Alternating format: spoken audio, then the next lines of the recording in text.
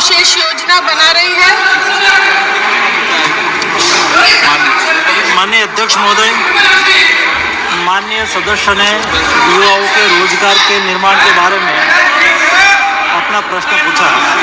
मैं आपके माध्यम से सदन को बताना चाहता हूँ, पिछले 10 साल मोदी जी के नेतृत्व में देश में रोजगार का निर्माण हुआ, युवाओं को एम्प्लॉयमेंट मिला और पिछले 1 साल में 16 महीने में ही भारत सरकार की ओर से 11 लाख से अधिक युवाओं को रोजगार मेला के माध्यम से रोजगार उपलब्ध कराया गया।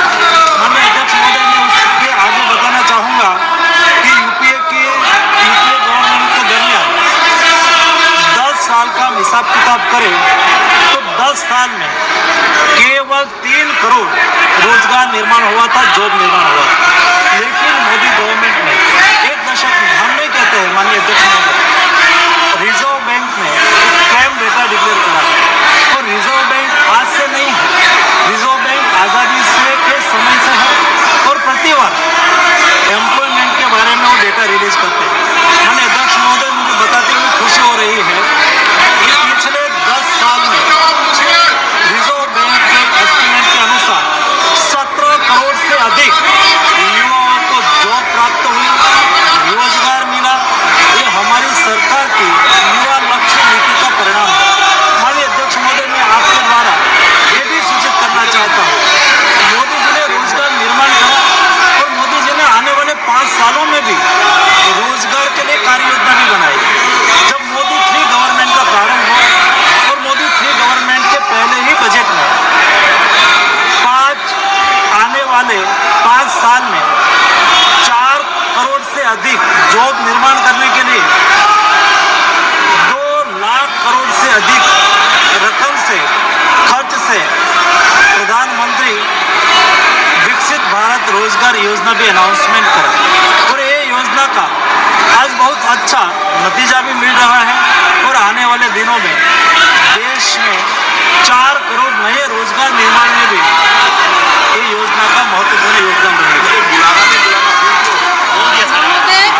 जिन सरकारी क्षेत्र की कंपनियों ने युवाओं को रोजगार दिया है, उनमें अनुबंध आधारित नियुक्तियों की संख्या कितनी है और स्थायी नियुक्तियों की संख्या कितनी है?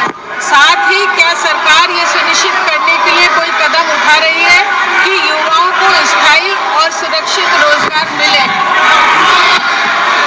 माननीय अध्यक्ष महोदय, युवाओं को स्थायी रोजगार उपलब्ध हो और युवाओं को गवर्नमेंट सेक्टर में, प्राइवेट सेक्टर में जॉब अपॉर्चुनिटी उपलब्ध हो, इसके लिए मोदी सरकार ने जो प्रयास करा है, कोई भी देश में जब मैन्युफैक्चरिंग सेक्टर बढ़ता है तो रोजगार निर्माण होता है, एग्रीकल्चर सेक्टर आगे बढ़ता है तो रोजगार निर्माण होता है। अलग अलग सेक्टर में जब देश में प्रोडक्शन बढ़ता है तो रोजगार का निर्माण होता है। मुझे माननीय अध्यक्ष महोदय बताते हुए खुशी हो रही है, देश में एग्रीकल्चर सेक्टर में 1 दशक पहले रोजगार निर्माण -16% था, वो आज बढ़ के 19% रोजगार निर्माण एग्रीकल्चर सेक्टर में हुआ है। माननीय अध्यक्ष महोदय, मैं मैन्युफैक्चरिंग सेक्टर की बात करूं तो पिछले 1 दशक में, जब यूपीए के 1 दशक में 2004 से 2014 केवल 6% मैन्युफैक्चरिंग सेक्टर में रोजगार निर्माण हो रहा था, पिछले 1 दशक में मोदी सरकार में मैन्युफैक्चरिंग सेक्टर में 15% रोजगार निर्माण हुआ है। वैसे ही सर्विस सेक्टर, जो आपने युवाओं की बात कही है, युवा खास करके सर्विस सेक्टर में ज़्यादा काम करते हैं। पिछले एक दशक में और यूपीए के 1 दशक के साथ में तुलना करूं तो यूपीए के 1 दशक में 25% सर्विस सेक्टर में जॉब निर्माण होता था, आज मोदी सरकार में सर्विस सेक्टर में 36% रोजगार निर्माण के साथ देश आगे बढ़ रहा है।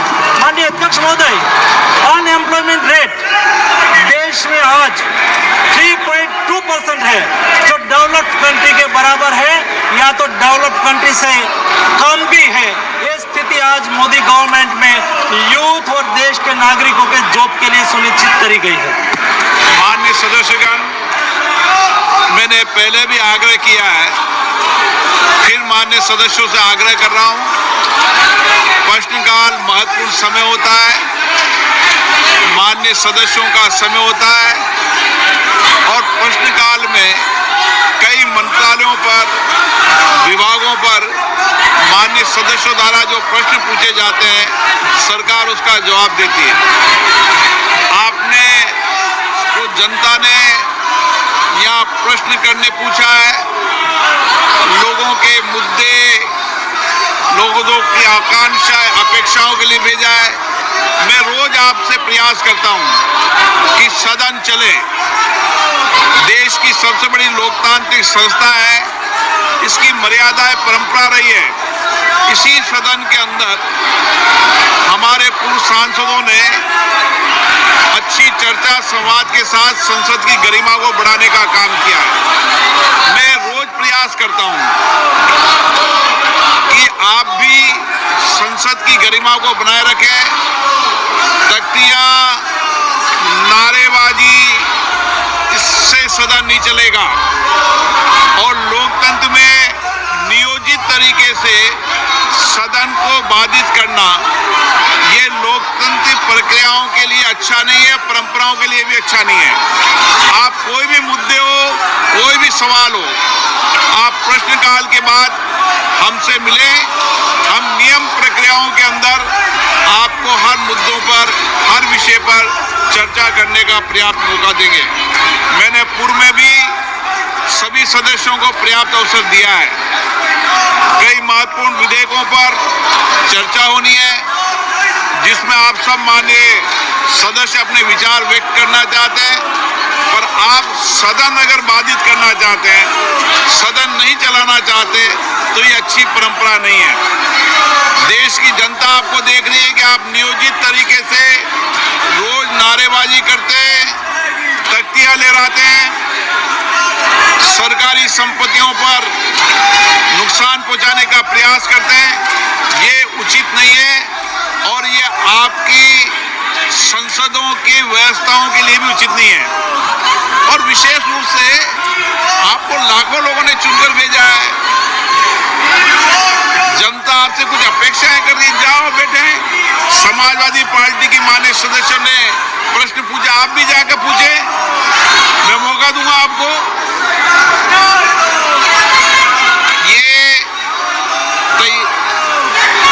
ये आचरण आपका उचित नहीं है,